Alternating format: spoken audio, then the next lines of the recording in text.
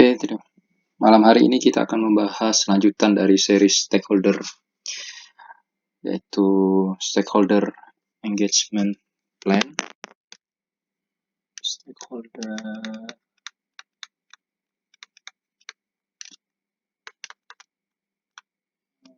engagement plan ya. Oke, di pembahasan sebelumnya kita sudah membahas stakeholder register ya. Jadi stakeholder register, kemudian stakeholder engagement plan, lalu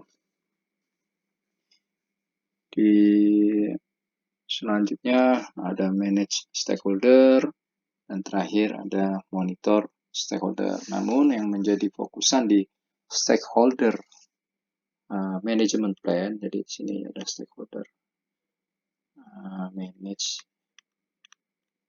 dan monitor ya. Manage dan monitor, namun yang menjadi fokusan kita untuk di stakeholder management plan ini adalah dua hal ya, stakeholder register dan stakeholder engagement plan. Baiklah, kita mulai. Nah, di kesempatan lalu kita sudah membahas stakeholder register, yaitu di fase initiation, di mana di sana kita mengidentifikasi stakeholder yang ada di project kita dengan metode brainstorming, data representing, kemudian meeting atau discussion. Nah, kita menjelaskan di sana tentang power interest grid, silence model, stakeholder cube, kemudian direction of influence. Kita sudah bahas. Nah, selanjutnya ketika stakeholder register telah dibuat, maka kita akan membuat stakeholder engagement plan. Stakeholder engagement plan. Oke. Secara garis besar, proses stakeholder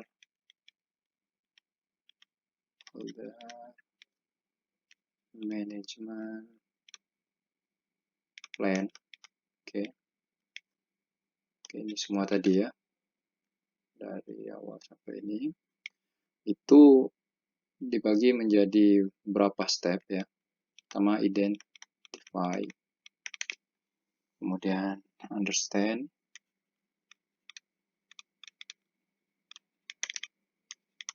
analysis, dan priority,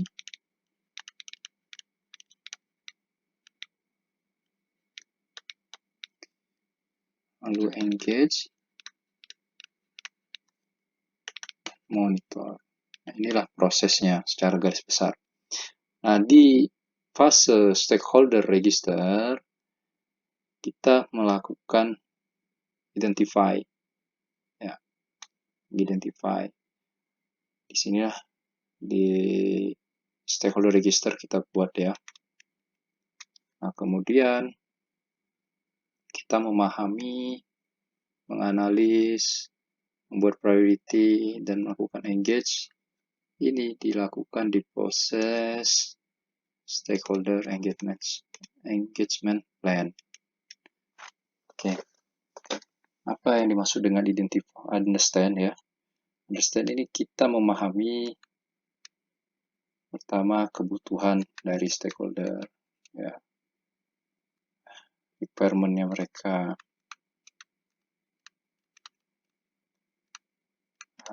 terus urgency,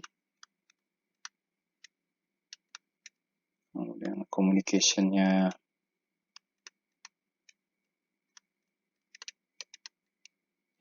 dan lain-lain. Ini yang kita perlu pahami. Kemudian kita analisa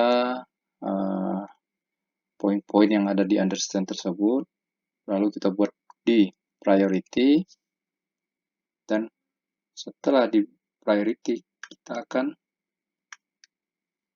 cari cara bagaimana mengengage para stakeholder dengan keinginan mereka, requirement mereka, urgency mereka, dan communication style atau communication model yang mereka harapkan.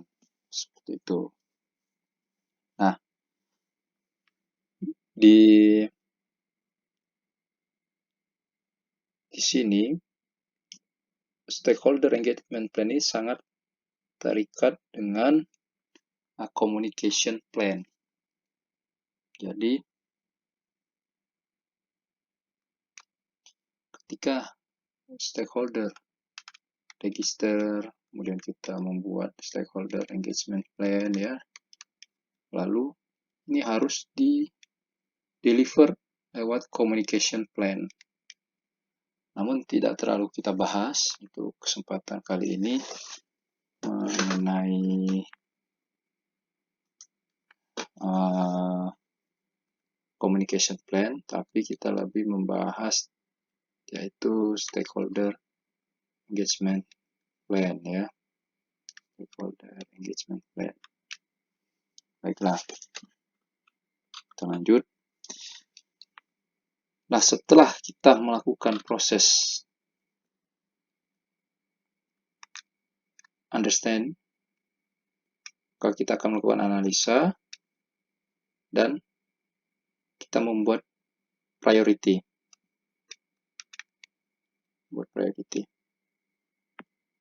Salah satu metode yang bisa kita lakukan untuk membuat stakeholder engagement plan yaitu stakeholder engagement matrix ya, stakeholder engagement matrix.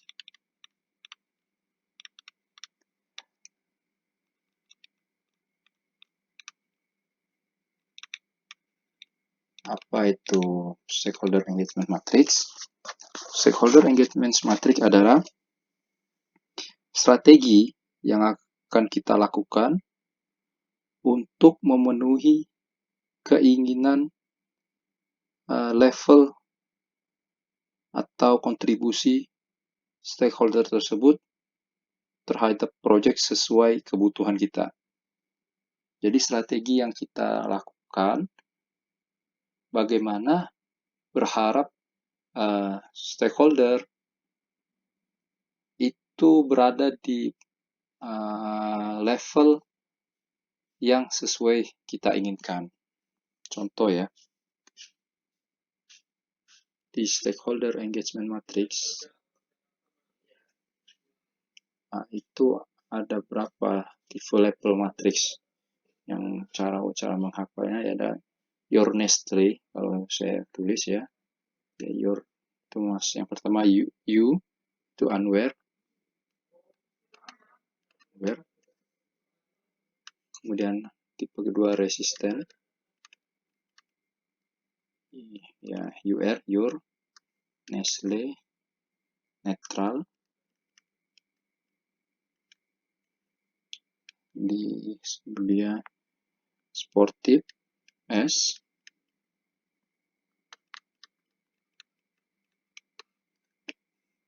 itu terakhir leading.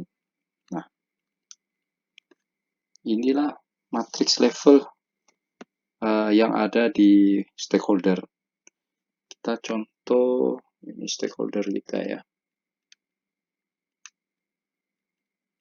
Contoh siapa? Bisa kita tulis nama atau posisinya, mungkin finance manager atau procurement staff, kemudian logistik staff atau manager ya, staff, CEO. Mereka hari ini berada di posisi mana? Katakan finance manager hari ini ada di resisten, orangnya resisten terhadap proyek kita ya. Itu kalau unaware dia tidak peduli artinya ya. Nah, resistensi lebih baik daripada tidak peduli. Kemudian project staff katakan posisinya ada di unaware, logistik ada di unaware. Kalau di CEO katakan di netral. Ini current, C ini current artinya posisi mereka saat ini. Lalu kita pengen membuat mereka menjadi, contoh finance manager itu menjadi supportive, desired. Kemudian procurement staff kita berharap menjadi leading ya, mereka bisa meng-lead. Begitu juga logistik, CEO tetap sama, kita berharap di posisi netral. Nah, stakeholder engagement plan ini menjelaskan strategi yang kita gunakan untuk mengubah C ini tadi, yang hari ini berada di resisten, bagaimana bisa menjadi di desired, yaitu dengan level sportif. Begitu juga di procurement staff yang hari ini unaware, strategi apa yang kita lakukan untuk membuat mereka menjadi leading. Begitu juga di logistik staff ya, dari unaware bagaimana menjadi leading desired kita. Nah, itu dijelaskan strategi-strateginya, strategi yang kita gunakan ya. Jadi stakeholder engagement plan ini sangat berkaitan dengan strategi yang kita gunakan untuk mengubah level matriks para stakeholder menjadi sesuai yang kita inginkan atau desire. Nah, balik lagi ke proses ini tadi, kita sudah menganalisa stakeholder kita pada posisi mana, kemudian kita prioritaskan mana aja yang jadi prioritas di stakeholder tersebut. Nanti di saat stakeholder register itu akan ada banyak stakeholder ya, ada banyak di stakeholder.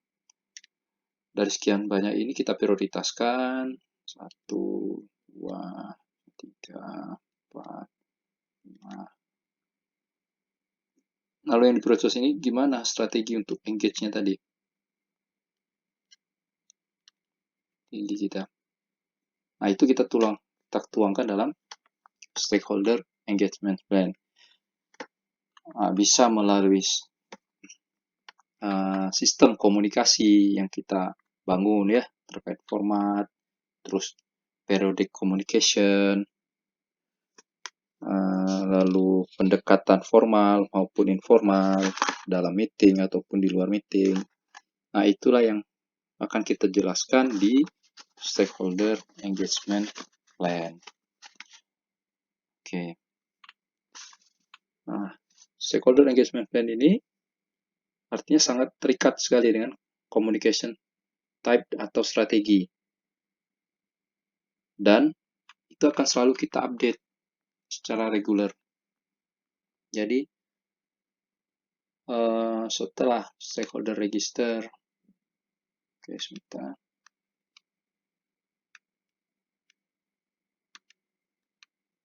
Oke.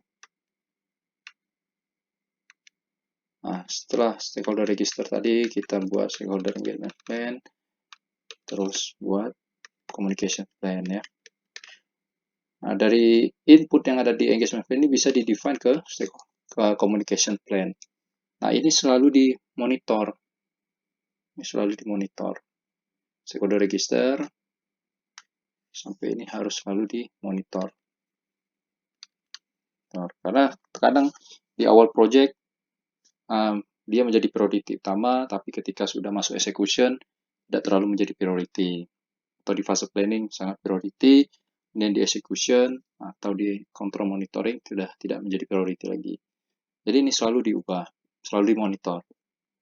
Nah, seandainya terjadi perubahan, maka ketika terjadi perubahan di stakeholder register, kita update ada penambahan atau pengurangan atau modifikasi, maka ini tidak langsung bisa kita ubah atau tidak perlu no change request. Nah, tidak perlu ada change request ke CCB atau change control board untuk mengubah stakeholder register. Namun, jika yang kita ubah adalah strategi tadi ya, yang di-define di stakeholder engagement plan atau communication plan-nya, maka kedua hal ini harus membutuhkan need change request. Artinya kita harus membuat change request, kita submit ke CCB untuk di-review, dianalisa. Nah, ketika memang butuh, maka mereka akan approve atau reject gitu. Baru kita merubah stakeholder engagement plan dan communication plan.